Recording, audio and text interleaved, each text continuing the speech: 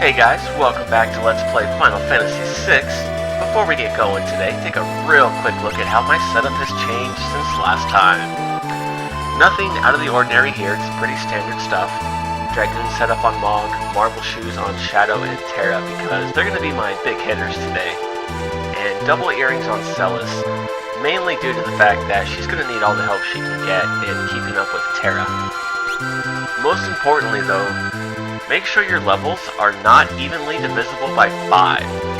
If your levels are a multiple of 5 viewers, then I don't recommend you do what I'm about to do. So without that out of the way, let's take a joyride around the world of Ruin, taking the sights, do some exploring.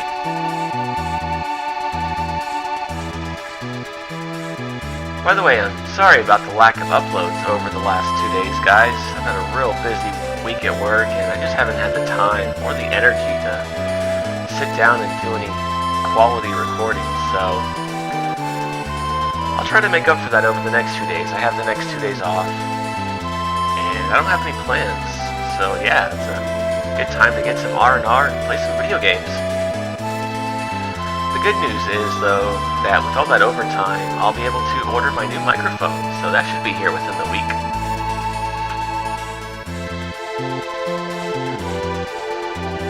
Played Final Fantasy VII before, you might be able to guess what I'm doing here. Though it is taking a little bit longer than I thought.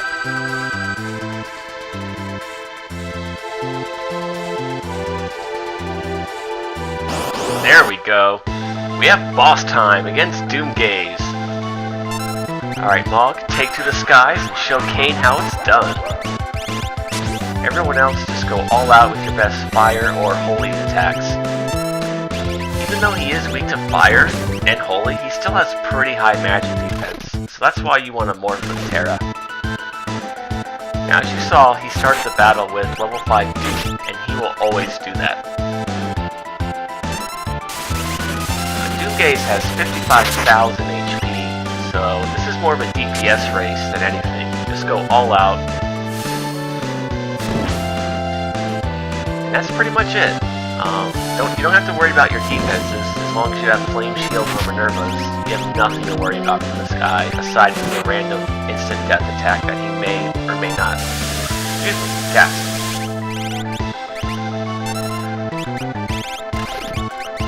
Now, if you don't kill this guy, after a few turns, he'll just run away.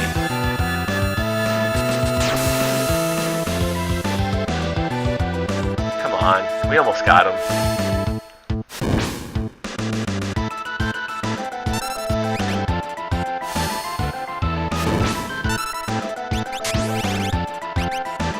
Shadow for the win? Yes, got him.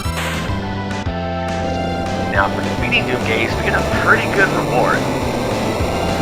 And we could have done this as soon as we got the airship, but my levels were pretty close to 35, and well, I just didn't want to take that risk. But for defeating Doomgaze, we get a piece of Magicite.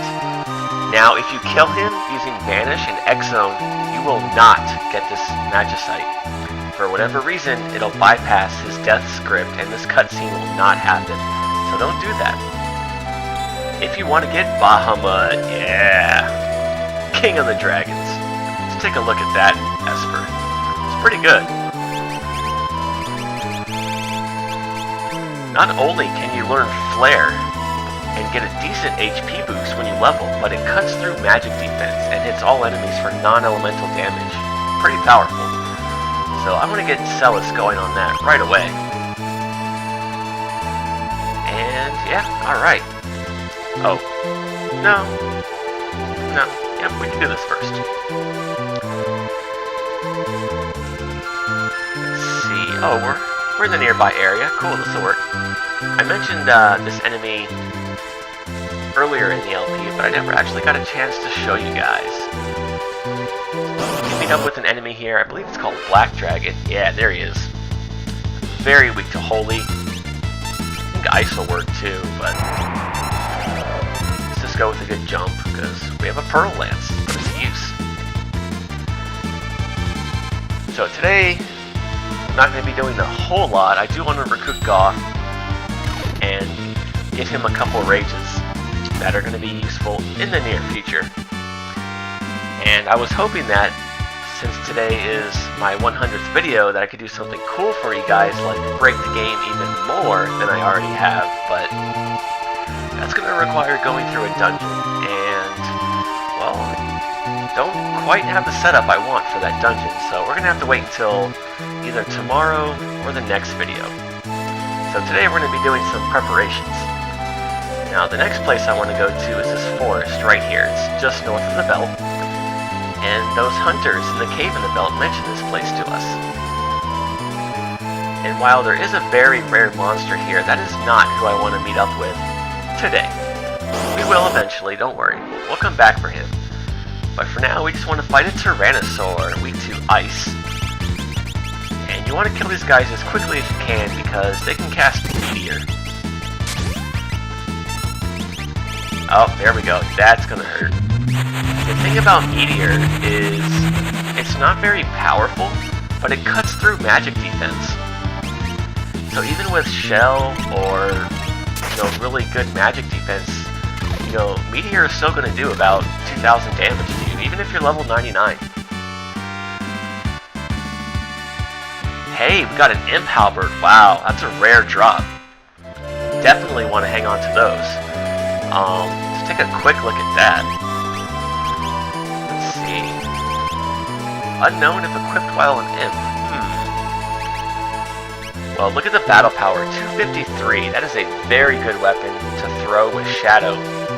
It's also a very good weapon to wager for Ante at the Coliseum, which I was going to do later after we got somebody back who could steal, but just a heads up, if you happen to get one of these now like I did, hang on to it. Also hang on to your heal rods as well. Now the thing about the Imp Halberd is, even though it has a really high battle power, if you equip it while you're not an Imp, you don't get that battle power. Yeah, it's part of a very peculiar equipment set, which I'll be going over in due time as we acquire other pieces that belong to that set.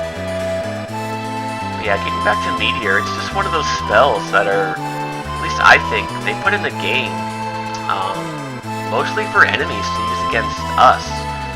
That's really the only way enemies are somewhat threatening, is with armor-piercing attacks.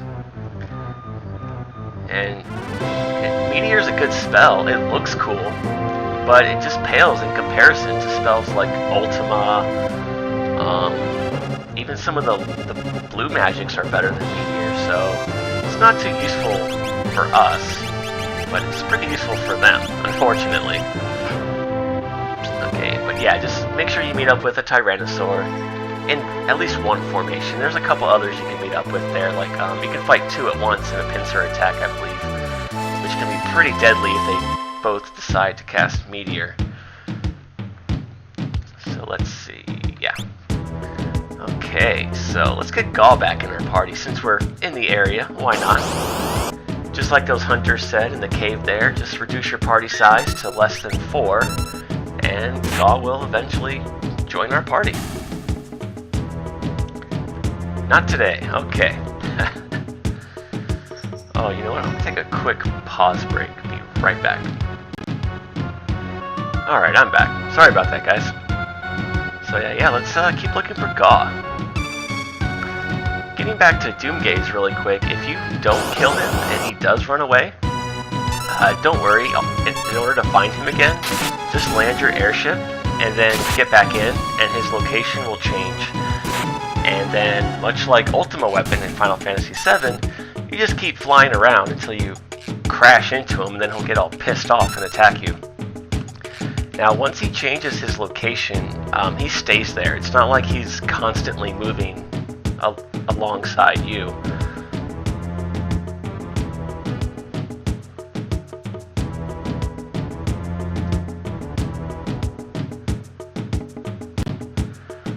Okay, now that we have Gaul back in our party, let's hook him up with some gear.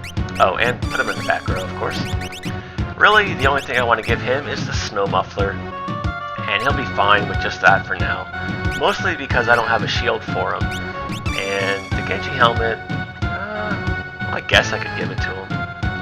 Although I would rather him have a Circlet to boost his magic and strength a little bit. And he can equip the Imp Halberd, but as you can see here, it has no attack power because, well, he's not an Imp. So, you know what? Not that it really matters, but let's turn him into one. And now try equipping it. Yeah, max battle power, so there you go. Again, not like I'm ever going to use it on him, but see, for relics, definitely go with a... Yeah, we'll go with the double earring setup. That works. And just something to boost his magic stat a little bit. Now, the rest of today's episode, I want to pick up a few rages for Gaw that are going to be useful in the next dungeon I'm going to, and throughout the whole game as well. So if you're a fan of Gaw, then I would definitely suggest going after these rages. And what I'm going to do is just list the monsters in the video description along with their special attack that Gaw uses. So what I want to get now is Osteosaur, which you can meet up with in that very first room of Daryl's tomb, because this special ability is X-Zone, which, as you know, is instant death to all enemies. But the good thing about rages is that they don't cost any MP. So giving Gaw a free AoE death spell is amazing. The only drawback is that it does make him undead, so it does make him weak to fire, but whatever, I really don't care about that. The other rage that's really good is the Nastidon, which you can meet up with in Narsh, just anywhere in the city, and that'll give Gaw access to Ice 3. The Black Dragon we just met up with gives Gaw access to an attack called Storm. It's guaranteed to hit all enemies, and it does ice damage, so that's pretty nice. And the Tyrannosaur Rage, not only does it give Gaw instant death immunity, but its special ability is Meteo, which is also guaranteed to hit all enemies, and it's pretty powerful. The only drawback to that is, yeah, it is slightly inaccurate at times, but it's totally worth going after.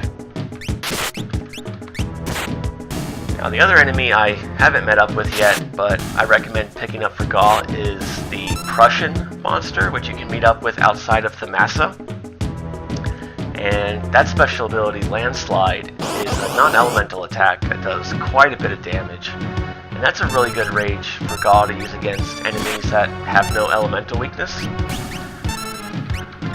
And my phone is going off, and it's way out of arm's reach. Man. Today is not the day to record an episode for the LP. Be right back. And we're back. Took care of all of my rage grinding, if that's what you want to call it. So never again will I have to return to the belt to pick up rages for Gaw, because I grabbed all the ones I think are useful. So before we end this episode, let's take a quick flight over to Jador.